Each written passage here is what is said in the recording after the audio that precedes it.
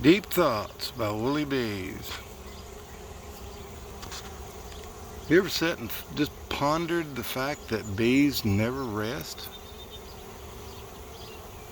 Everybody has a job. Everybody does their job. They're working for the greater good of the collective or the hive. There's no individuals. It's all done for the greater good.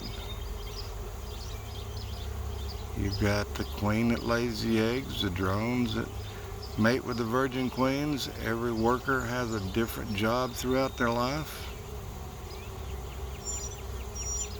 Going and coming, bringing in pollen so they have food to feed the brood, bringing in nectar so they have carbohydrates to eat, to mix with that pollen to make bee bread. They store it for their consumption for later, or for some of us, for us. Notice, if you can see, how they're on the front porch fanning. They're cooling the hives. Everybody has a job. Such finite life, 4 to 6 weeks. Depending on virus load and